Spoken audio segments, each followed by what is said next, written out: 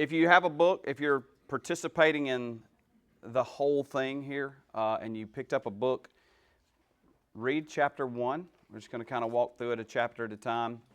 Read chapter 1, underline what stands out to you. It's very short, but underline what stands out to you in that first chapter. If you didn't get a book and need one, I have some.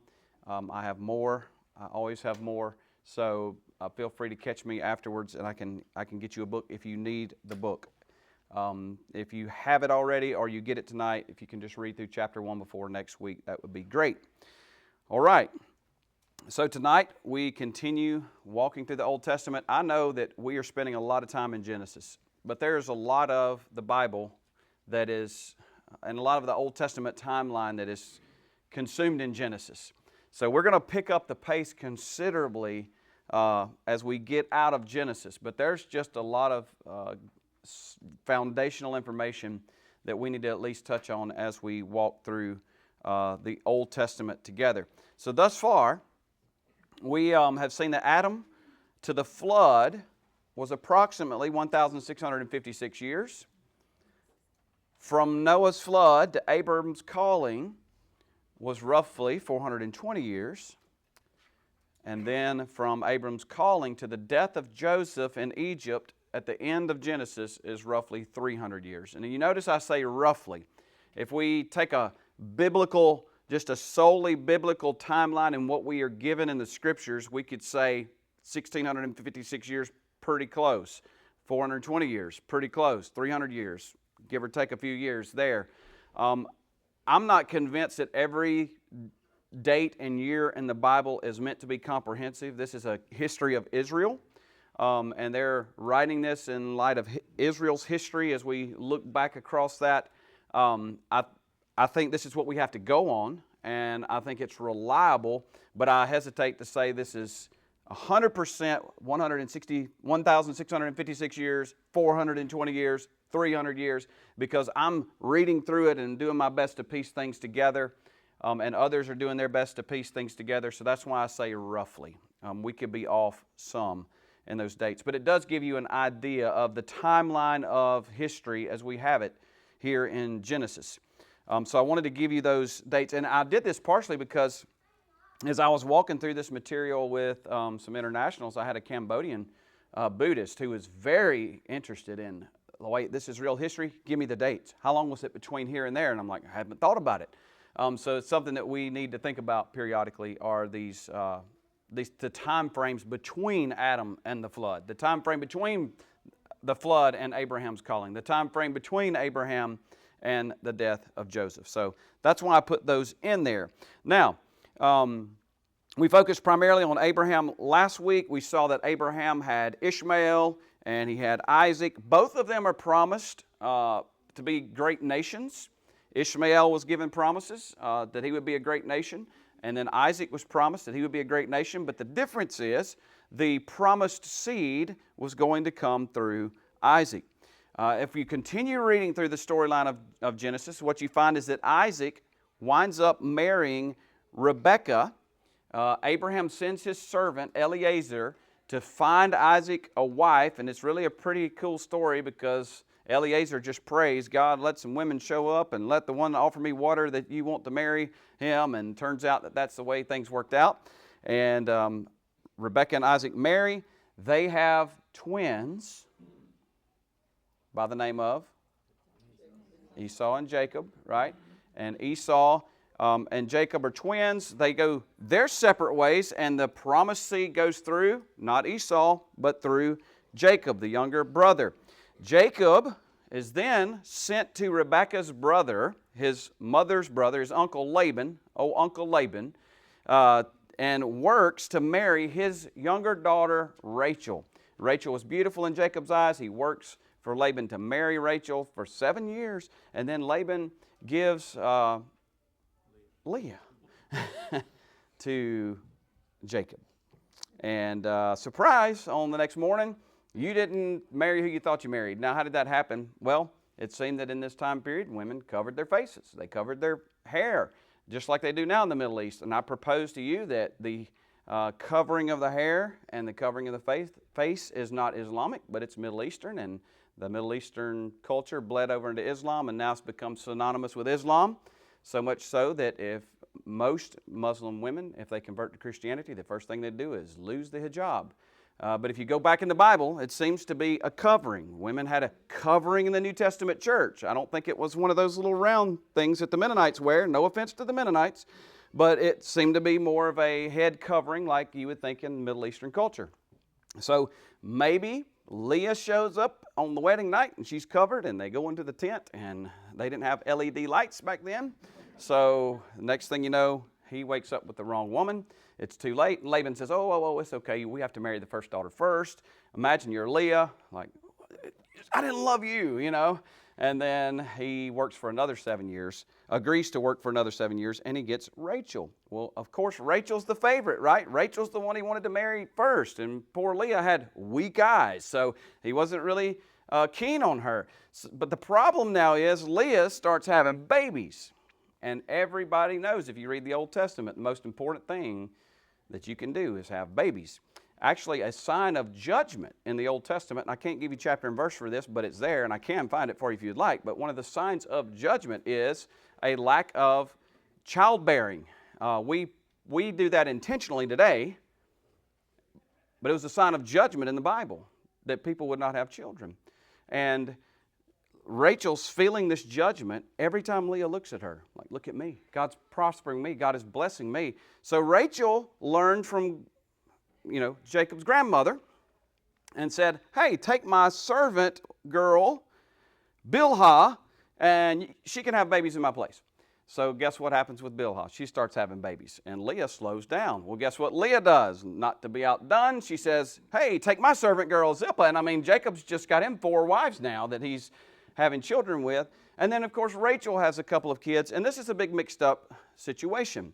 But out of these 2 marriages and 2 concubines, which is not biblical, by the way, this is not God's intent. A man should leave his father and mother and cling unto his wife.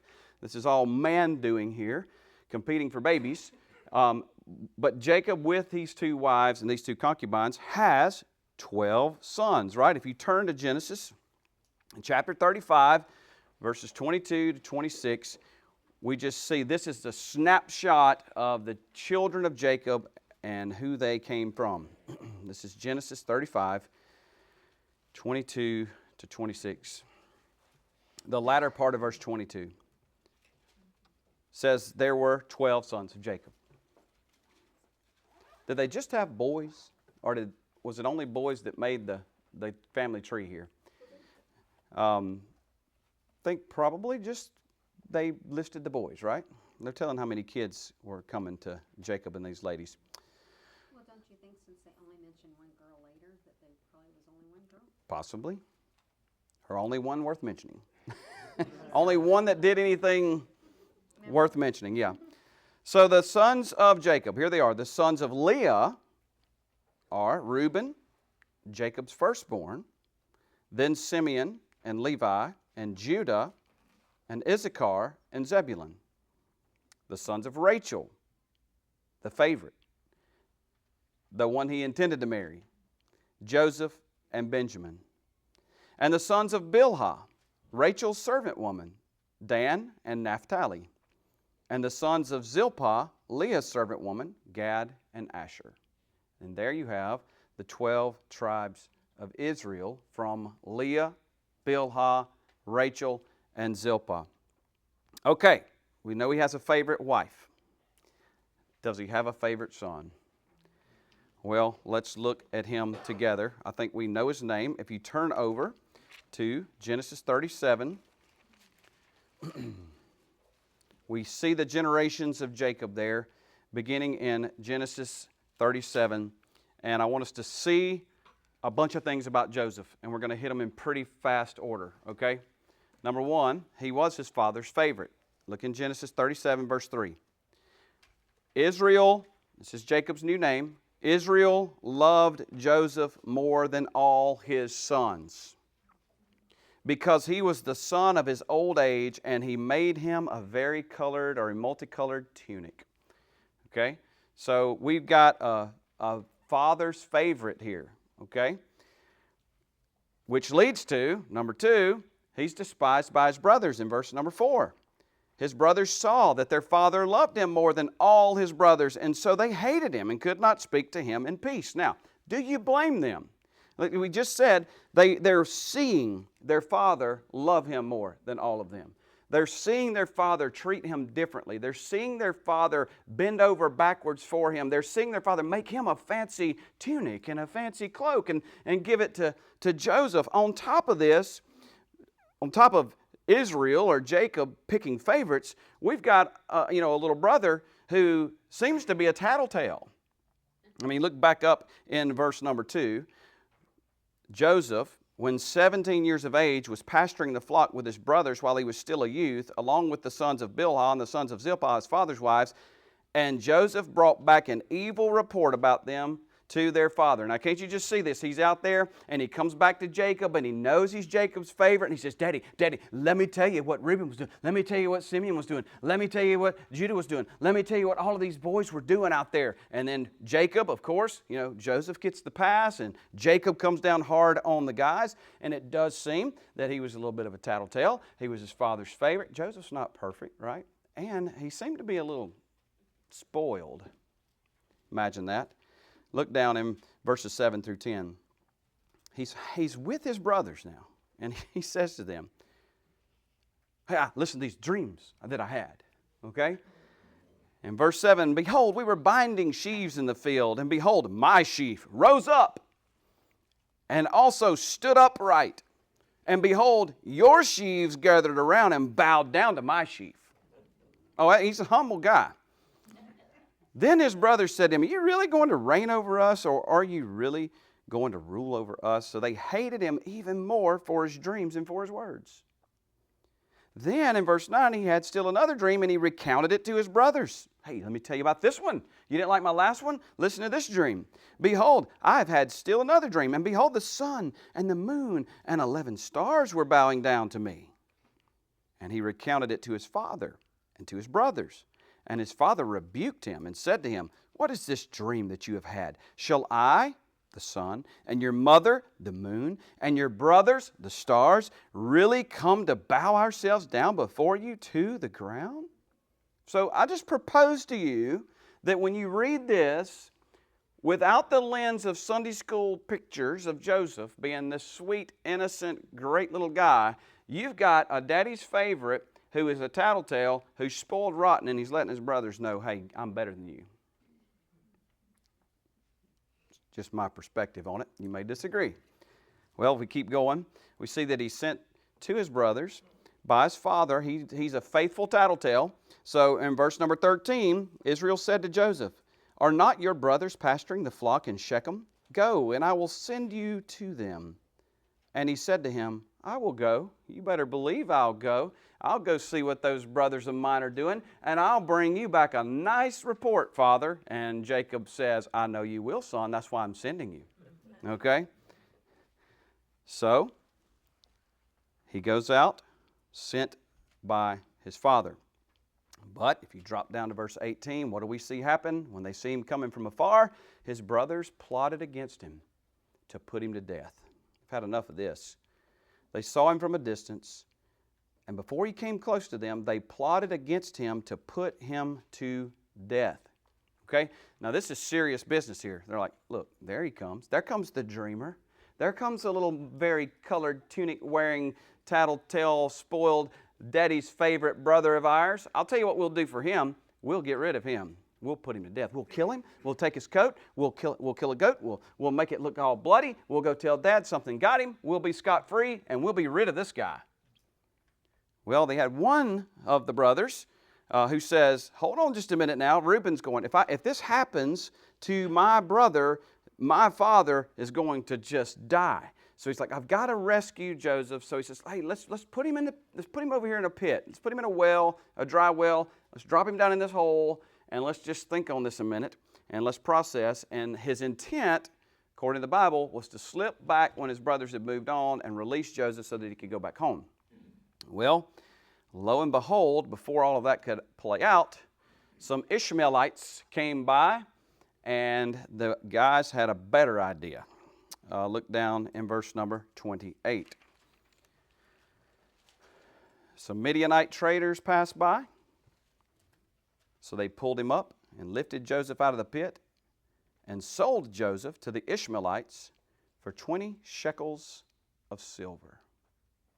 So here's some slave traders coming by. Interestingly enough, these slave traders are distant kin because they're Ishmaelites. These are like their second, third cousins back here from Ishmael's descendants. And they're trading slaves, and they're like, hey, we got one for you right here. It's a little guy in the pit. How much, will you give us for him? And they're like, well, 20 shekels of silver is the price of a slave. So take your 20 shekels of silver, and we'll take this young boy. And they do. And what do they do with him? They take him down into Egypt. I know this is not any new information for you, right? Other than some of you may not have seen Joseph as a tattletale who was a little spoiled before we got here tonight. But this is no new information, I'm aware. But I want you to see how the story progresses and be reminded of it. This is a big portion of Genesis. If you see where we started, like in Genesis 35, it goes all the way to the end of the book. Like this is a big part of the storyline. So we don't need to jump over it. Okay, so he goes down into Egypt, and as he goes to Egypt, he is sold to Potiphar. He is sold to one of Pharaoh's guards, and Joseph begins to serve him. And in the midst of this, we see that God is with him. God is with Joseph. If you look in verse 2, Yahweh was with Joseph. So he became a successful man, and he was in the house of his master, the Egyptian. So even though he's been sold into slavery, and he's been sold to Potiphar down here in Egypt, God is still present. God is with him. I don't know that Joseph felt God with him. And I think that's a key thing, that sometimes you don't feel God with you.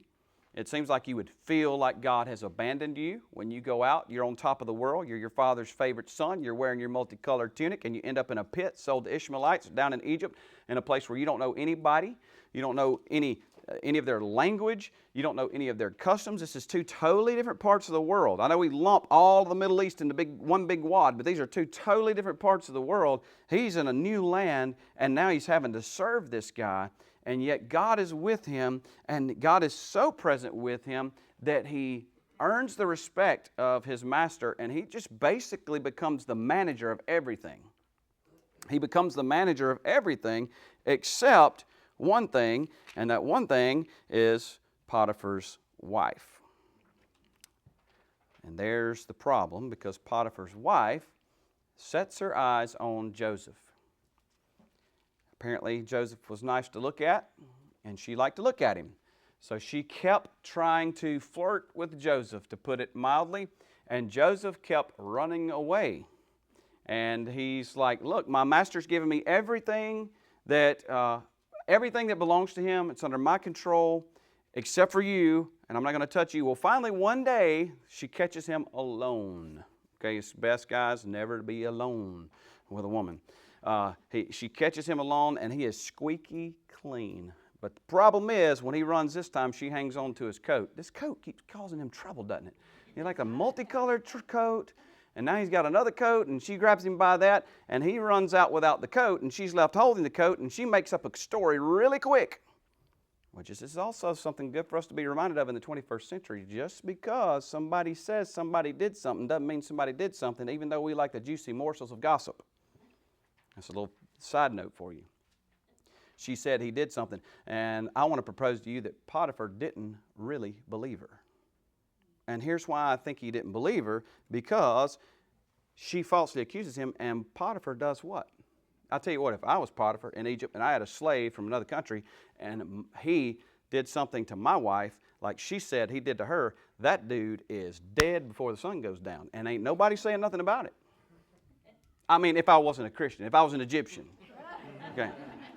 If I was a non-Christian Egyptian, this guy's dead before the sun goes down. As a Christian, I'd give him the morning to repent. Okay, so he doesn't kill Joseph, though. If you look in chapter 39, verses 19 and 20, he puts him in the prison. It happened, this is verse 19, it happened that when his master heard the words of his wife, which she spoke to him, saying, "This is what your slave did to me," his anger burned. So Joseph's master took him and put him into the jail, the place where the king's prisoners were confined, and he was there in the jail. And we're reminded again in verse 21 that even in the jail, Yahweh was with Joseph. I bet he didn't feel like God was with him, but God was with him. Now, while he's in prison, what happens? This is where the king's prisoners, or Pharaoh's prisoners, are kept. While he's in prison, two other guys end up joining him there. One is the chief cupbearer, and one is the chief baker. And you know what the cupbearer did for the king, right? Anytime the king drank something, the cupbearer took a sip first, and if he died, the king didn't drink it. That'd have been a good story and lesson for Adam. You know, Eve took the fruit. Let's just, see how that worked out for her before he took it. But the king gives the cup to his cupbearer. The cupbearer drinks it. If everything's good, the king drinks his drink as well. The baker baked for the king. They both ended up in jail for some reason. We don't know why. They both have dreams. And Joseph in the prison remembers, hey, I had some dreams too. They're not coming true, but I had some. And I thought I knew what they meant. So what were your dreams? Well, listen to these dreams in Genesis chapter 40, beginning in verse number 8. They said to him, we have had a dream, and there is no one to interpret it. And Joseph said to them, do not interpretations belong to God? Recount it to me, please. So the chief cupbearer recounted his dream to Joseph and said to him, in my dream, behold, there was a vine in front of me, and on the vine were 3 branches. And as it was budding, its blossoms came out, and its clusters produced ripe grapes. Now Pharaoh's cup was in my hand, so I took the grapes and squeezed them into Pharaoh's cup, and I put the cup into Pharaoh's hand. Then Joseph said to him, this is the interpretation of it. The 3 branches are 3 days. Within 3 more days, Pharaoh will lift up your head and restore you to your office, and you will put Pharaoh's cup into his hand according to your former custom when you were his cupbearer. Only remember me when it goes well with you, and please show me loving kindness by remembering me to Pharaoh and getting me out of this house. So now I've told you what your dream meant. When your dream comes true and it affirms that I know what I'm talking about, you make sure you put in a good word for me with the powers that be, so maybe I can get out of this place. Okay? Well, in verse 16, the chief baker saw that he had interpreted favorably, so he said to Joseph, I also saw in my dream, and behold, there were 3 baskets of white bread on my head. And in the top basket there were some of all sorts of baked food for Pharaoh, and the birds were eating them out of the basket on my head. And Joseph answered and said, this is its interpretation. The 3 baskets are 3 days. So far, so good. Within 3 more days, Pharaoh will lift up your head. So far, so good. Off of you, and will hang you on a tree, and the birds will eat your flesh off of you. Not so good, right? And that happened on the 3rd day, which was Pharaoh's birthday. He let the cupbearer out, and the baker was put to death. And this sets the stage for what comes next. Joseph gets to come out of the pit. He came out of the pit, like in chapter 41 and verse 14. How does he come out of the pit? He comes out of the pit because sometime later, Pharaoh has a couple of dreams, and they trouble him so much so, and no one can help him interpret the dreams, that he's just in a fit, And then the cupbearer's mind and memory is jogged, and he's like, hey, I know a guy who actually interpreted my dream and the baker's dream in the prison, and he got them right. So Pharaoh says, bring him out of the pit. And in verse 14, Pharaoh sent, called for Joseph. They rushed him out of the pit, and he shaved himself and changed his clothes, and he came to Pharaoh. Now he's a new man, isn't he? He's come out of the pit, and he looks different. He's a new man. He's got a new look about him. He's been shaved, and he's got on some nice clothes. And he interprets Pharaoh's dream. What is Pharaoh's dream? Well, look in verse 16. Joseph answered Pharaoh, it is not in me. God will answer concerning the welfare of Pharaoh. Now notice that even though Joseph may feel like God has forsaken him, we don't know, maybe he's just the most confident, faith-filled guy there is on the planet. And as he's thrown in the pit by his brothers, and he's sold to those Ishmaelites, and as he is sold to Potiphar, and as he's working as a slave, maybe he's like, I know God's with me, and I am perfectly content, in good or in bad circumstances. When he's thrown into prison falsely accused, maybe he's got the faith, of Job, and he's like, I'm just going to press through this because God's with me. Who knows? Whatever the case, he still believes and knows who's on the throne.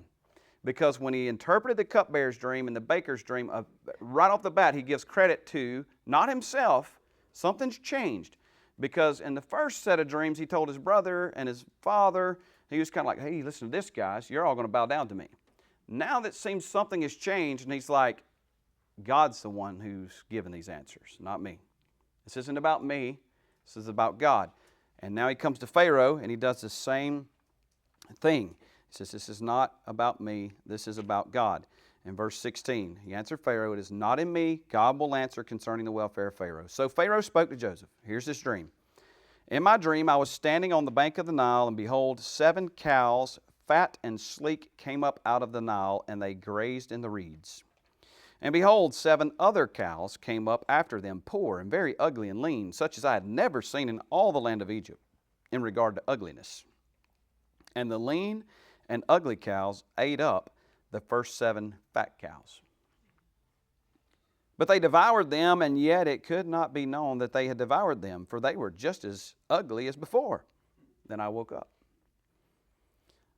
Then I saw also in my dream, and behold, 7 ears, full and good, came up on a single stalk, and behold, 7 ears, withered, thin, and scorched by the east wind, sprouted up after them. And the thin ears swallowed the 7 good ears. How does an ear swallow another ear when we're talking about grain? I don't know, but in your dreams, some crazy stuff has happened too, right? So the 7 thin ears swallow up the 7 good ears. So I told it to the magicians, but there was no one who could declare it to me. Then Joseph said to Pharaoh, Pharaoh's dreams are one and the same. God has declared to Pharaoh what he is about to do.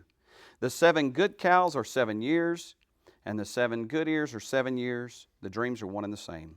And the 7 lean and ugly cows that came up after them are 7 years, and the 7 lean ears scorched by the east wind will be 7 years of famine. It is as I have spoken to Pharaoh. God has shown to Pharaoh what he is about to do. Behold, 7 years of great abundance are coming in all the land of Egypt. And after them 7 years of famine will arise, and all the abundance will be forgotten in the land of Egypt, and the famine will ravage the land. So the abundance will be unknown in the land because of that subsequent famine, for it will be very heavy. Now, as for the repeating of the dream to Pharaoh twice, it means that the matter is confirmed by God, and God will quickly bring it about. In other words, ain't no sense in praying about that. You're about to have 7 years of bountiful harvest, and those 7 years of bountiful harvest are going to be absolutely consumed in the 7 years of famine that follows. So get ready, Pharaoh. Now Joseph goes beyond just giving him the interpretation of his dream, and he gives him some wisdom here. Okay, he gives wisdom to Pharaoh. He's like, here's what you need to do. You need to take the harvest of the 7 years and have everyone turn in a 5% of their harvest to be stored up and to be kept for the 7 years of famine. And after 7 years of storing up, we will have enough grain that we can survive the 7 lean years. Well, Pharaoh's like, this guy, number one, made sense of my dreams. Number two, he gave me a pretty doggone good plan. So I'll tell you what I'm going to do for you. I'm going to make you my right-hand man. So he's placed at the right hand of Pharaoh in chapter 41, verses 40 to 43. Says, you shall be over my house, and according to your command, all my people shall do homage. Only in the throne I will be greater than you. Does this sound kind of familiar? Like Potiphar, I'm going to put you over my whole house. You can be over everything. Just one thing you can't touch, and that's my wife. And now he's been put in the prison. He comes out of the prison, and now he's moved up. And Pharaoh's like, you're in charge of everything. You're over everything. Only in the throne I will be greater than you. So you can touch everything but my throne. And Pharaoh said to Joseph in verse 41, see, I have set you over all the land of Egypt.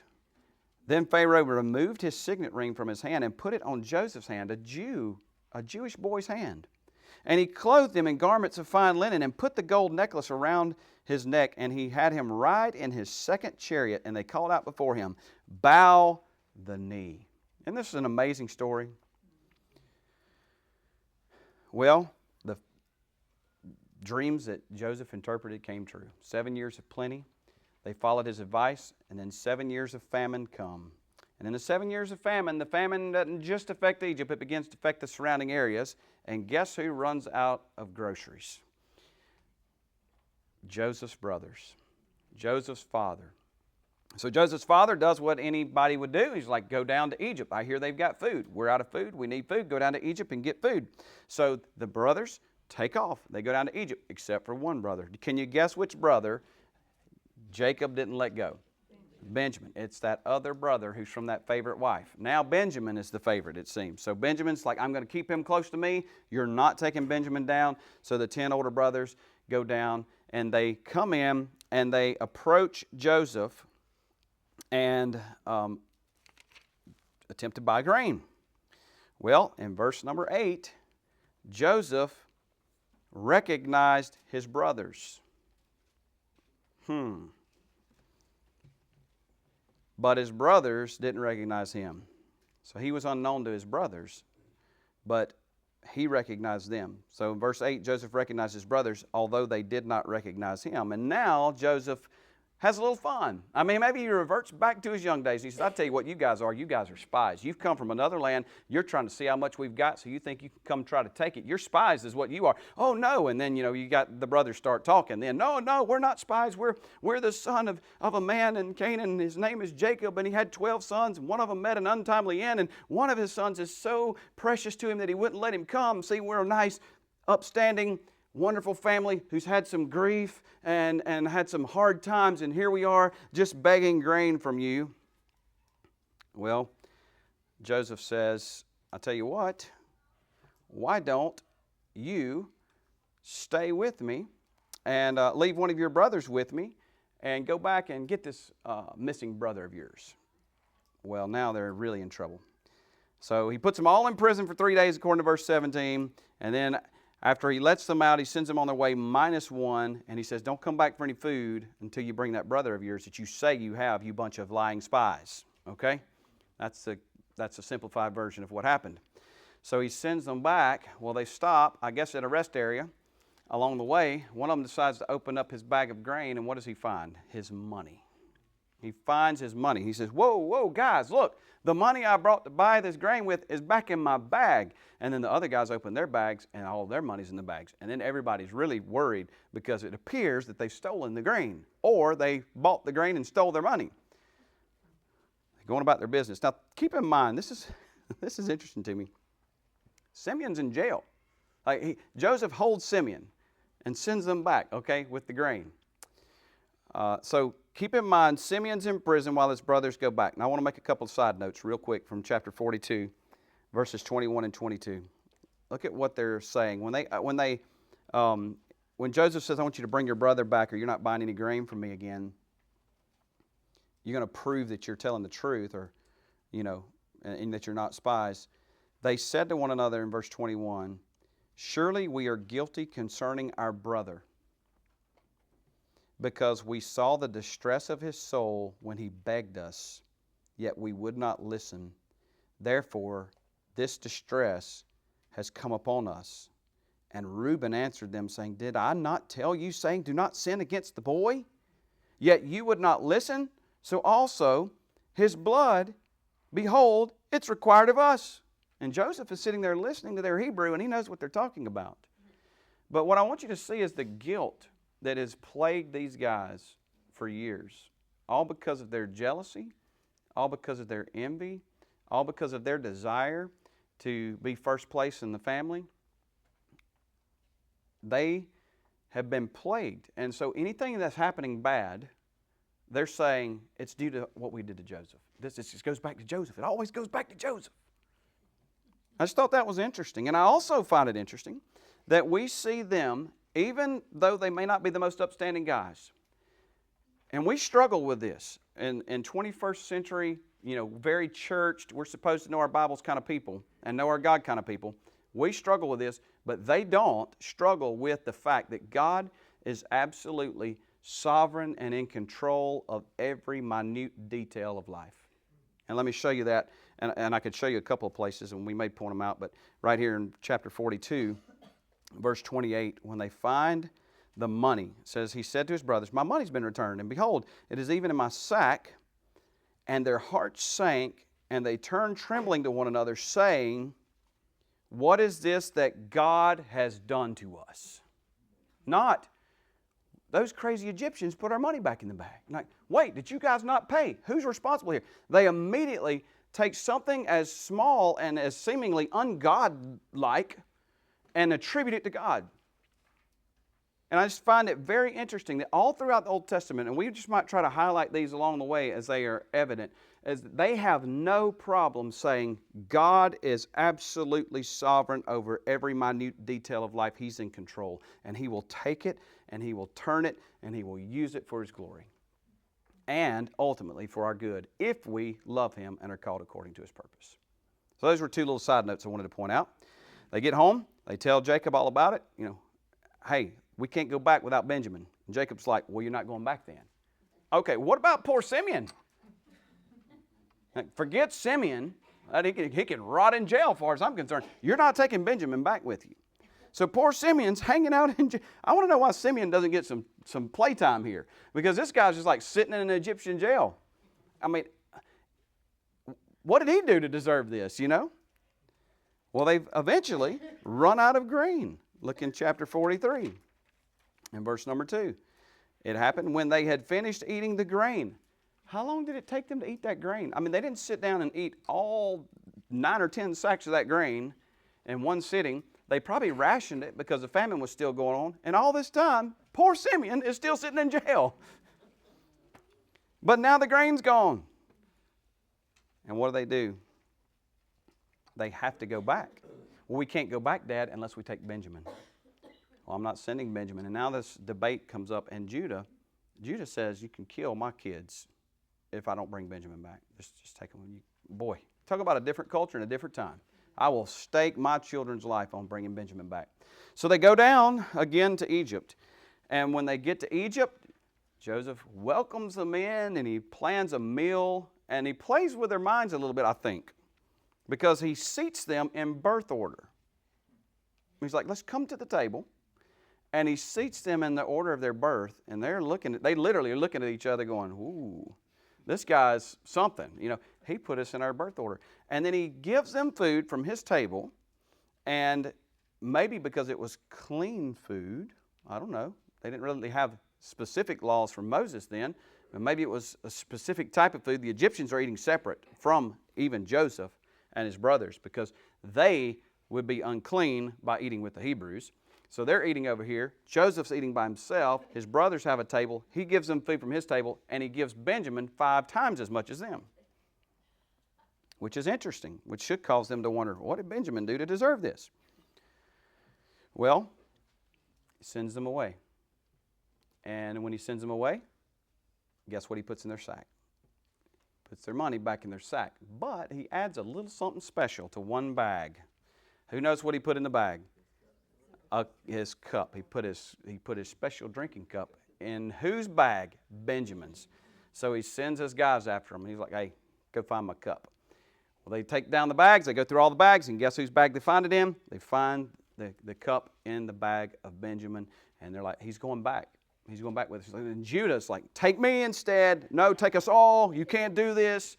And you all come back then. We're going to keep Benjamin. He's the guilty party here. You guys can go back with your grain. No, we're all going back. We've got to do something. So Judah basically falls on his face along with his brothers before Joseph and pleads for the life of Benjamin and for the life of Jacob, because he's telling the truth. The old man is gray, and he will go down to his grave. He's already lost one son. How can he bear to lose another? And it's at this point that Joseph reveals himself to his brothers the second time they came to him. I worded that backwards. He revealed himself to his brethren the second time he came to them. They came to him. Either way, whether he came out to them or they came to him, it was the second encounter that they had together. Look in chapter 45. He's listening to them plead for Benjamin and regret what's happened to Joseph and talk about how it's affected their father. And it comes to the point where Joseph can't take it anymore. He sends everybody out of the room. He's weeping. And in verse 3, he says to his brothers, I am Joseph. I am Joseph. And we see following that God gets all the blame for everything. God sent me before you. He gets all the glory. God sent me before you to preserve life. In verse 7, God sent me before you to establish for you a remnant. Verse 8, so now it was not you who sent me here, but God, and He has set me as a father to Pharaoh. Do you see how Joseph is very quick to be like, this was all God. God was in control of my father favoring me so that you would hate me, so that you would throw me in the pit. He was in control of the Ishmaelites when they came by so that you would sell me to them. He was in control of Potiphar who bought me and Potiphar's wife who falsely accused me and put me in the pit. And he was in control of those two dreams that were had when I was in the pit. And he was in control of bringing me out of the pit so that I can interpret Pharaoh's dream. And he's in control of putting me at the right hand of Pharaoh so that I could save the remnant through which would come the seed of the Messiah. Now, is God the author of sin? No, but God has got the devil on such a leash he can turn him whichever way he will. And that's what we see him doing in this case here. God gets the blame, God gets the glory because God is in control. And then lastly, but not lastly, this is kind of fake lastly. This is Baptist lastly. Okay, I'm telling you this is the last thing, but then we're going to talk more. Okay? Let me back up because I don't want to take you there yet. Okay. This is maybe on your paper, it's not on the slide, but just as I read through this story afresh, I just love how the goodness of God is magnified through it. Through tragic, difficult circumstances. Just the goodness of God. And Joseph recognized the goodness of God. Look in verse 45, we just read and saw in verses 4 through 8 how he sees God's hand in all of this. And then if you go to the very end, he does it again. After Jacob dies, then his brothers are like, uh-oh, wait a minute. The only reason Joseph was being nice because Dad was around. Now Dad's gone, and Joseph's going to show his true colors, and he's going to kill us all or something. And in chapter 50 and verse 20, Joseph tells them, you meant evil against me. You meant evil against me, but God meant it. God meant it, but He meant it for good, in order to do what has happened on this day to keep many people alive. Do you know how much stress it relieves, how much bitterness it relieves, how many issues it relieves to just believe that God is in absolute control? So when your car doesn't start and you get so angry and it's so evil because the piece of junk costs so much and it won't run, to just know that in that evil of cancer, like cancer's an evil, yes, or tragedy, it's an evil. But in the midst of that evil, that God is good and that God is working, like, man, that takes some faith. And I just think through this story, we get a reminder of the goodness of God. And one of those instances is also in chapter 46, because Jacob is struggling with this. He doesn't know what to do with this, but he goes to Egypt. So Joseph sends for Jacob after he reveals himself, and Jacob's coming to Egypt. And just look at what God does for him in chapter 46.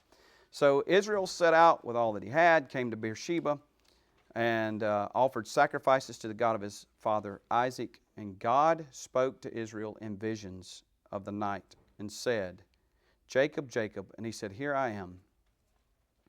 And I don't know why this stirred me so much, but he said, here I am. And he said, I am God, the God of your father. Do not be afraid to go down to Egypt, for I will make you a great nation there. Now, he takes the promise that he just gave to Abraham, who had Isaac, who had Jacob, who now is going down to Egypt. And it just doesn't seem right for Israel to go down to Egypt, right? How many times do they go down to Egypt? Abram goes down to Egypt because of a famine. Abram goes down to Egypt again. Now we've got Joseph going down to Egypt. Now we got Jacob going down to Egypt. We've got a guy named Jesus going down to Egypt after he was born. It's just like everybody goes down to Egypt. And Jacob's struggling with this, but throughout the going down to Egypt, God reminds him, hey, the promise is for you. This promise isn't just for Abraham. This promise isn't just for Isaac. This promise is for you, and you're going to go to Egypt. I'm going to make you a great nation. And I think that's something for us to be reminded of in the 21st century, especially the young folks. It's like the promise is not just for grandma. It's not just for your father or your mother. The promise is for you. The promise is for you. And he's just reminding him to look back to that promise of Genesis 15 where Abraham's promised that he would have as many descendants as the sands on the seashore, as the stars in the heaven. And Jacob, this is for you. So go down to Egypt and rest because I'm going to make you a great nation. And then he goes on and he puts icing on the cake. And he said, I myself will go down with you to Egypt. And I myself will also bring you up again. And Joseph will close your eyes with his hand. What kind of comfort is that going to bring to a man who's thought his son is dead? My son was dead and now he's alive again. And not only is he alive again, but I'm going to go to him and he's going to be the one to close my eyes. I mean, it just seems like some extra mercy of God on old Jacob here. All right. It's a true story. We believe it is historical fact. There's some evidence for Joseph in Egypt. Maybe I can track it down while I'm over there in a couple of weeks. I'm trying to find Joseph facts in Egypt. But it's a true story. But I want to propose to you that as wonderful as this story is, as exciting as this story is, as encouraging as this story is, as much as we can learn from this story is peripheral to the central story. And the central story is Jesus. Think about Joseph. He's his father's favorite son. And what is Jesus? Jesus is the Father's only begotten Son, the Son whom He loved. This is my beloved Son. This is my only begotten Son. You want to talk about a father's favored son? Jesus is the Father's favored son. Joseph is despised by his brethren. Isaiah tells us that the Messiah would be despised and rejected. And he comes to his brethren. He comes to his Jewish brothers and his Jewish sisters. And the Jews turn their back on Jesus and they say, crucify him, crucify him. So he's despised by his brethren, just like Joseph was. Joseph was sent to his brothers by his father. Jesus is sent to earth by the Father. He tells the disciples in John, as the Father sent me, so I'm sending you. Joseph was plotted, his brothers plotted against him to put him to death. And Jesus' brothers plotted against him as well. In Luke 22 and verse 2, the chief priests and scribes were seeking how they might put him to death, for they were afraid of the people. Joseph was sold to Midianite slave traders for 20 pieces of silver, which was the price of a slave. Judas betrays Jesus for 30 pieces of silver, which was the going price of a slave in Jesus' day. And if I'm not mistaken, this is memory, and that's getting dangerous the older I get. But I think the Old Testament prescribes 30 shekels of silver for the price of a slave. So Joseph got sold at a discount, and Jesus got sold at the price of a slave. But you see the similarities there. God is with Joseph in a special way. God is with Jesus in a very special way. His Father is always with him. He is always with the Father. Joseph is falsely accused and punished for the sins of another, who is Potiphar's wife. She falsely accuses him and punishes him for the sins of another. Jesus is falsely accused and he is crucified for the sins of many. Joseph is put down into a pit. Jesus is put into a pit, but Joseph came out of the pit and was placed at the right hand of Pharaoh. Jesus comes out of the pit and he ascends to the right hand of the Father. Are you still with me? Joseph was unknown to his brothers on his first coming. As we are going to see Sunday, Jesus is going to come in meek and lowly, riding on a donkey's colt, unknown to his brothers ultimately. And Joseph, Jesus in Luke 19, we can read that, verses 41 to 42. As he approached Jerusalem and saw the city, he cried over it, saying, if you knew in this day, even you, the things which make for peace, but now they have been hidden from your eyes. So Joseph's identity is hidden from the eyes of his brothers. Jesus' identity is hidden from the eyes of his brothers. But on the second visit, Joseph reveals himself to his brothers. And on Jesus' second visit, he's going to reveal himself to his brothers and to us all. Zechariah chapter 12 And verse 10 says, I will pour out on the house of David and on the inhabitants of Jerusalem the spirit of grace and of supplication, so that they will look on me whom they have pierced. And they will mourn for him as one mourns for an only son, and they will weep bitterly over him like the bitter weeping over a firstborn. And in Revelation 1:7, behold, he is coming with the clouds, and every eye will see him, even those who pierced him. And all the tribes of the earth will mourn over him. So Jesus is going to be revealed at his second coming. And then finally, the goodness of God is magnified in the life of Joseph's story, and it is nothing compared to the goodness of God that is magnified in the story of Jesus. So do you see all those parallels? Were you beginning to track with me as we got there? My goal is, as you read the Old Testament, for you to start seeing these things, maybe that you didn't see before we started this class. We're not done. We're almost done. Poor old Joseph has to go the way of all sinners. In Genesis chapter 50 and verse 26, it says, Joseph died at the age of 110 years, and they embalmed him, and he was placed in a coffin in Egypt. Okay? Now, you look at the first chapter of Exodus, and you find out that the children of Jacob do just what God promised Jacob, and they multiply greatly. He becomes a great nation in Egypt. Joseph's dead and soon forgotten. And in verse 8 it says, a new king arose over Egypt who did not know Joseph. And that sets us up for next week, because it gives us a little warning that this king that's about to reign and rule doesn't remember Joseph, what he did for Egypt, or where his family came from. Okay? All right. I feel like I gave y'all a lot tonight. Talked a lot, didn't I? Sorry. Next week, we're going to pick up with the Exodus. Okay?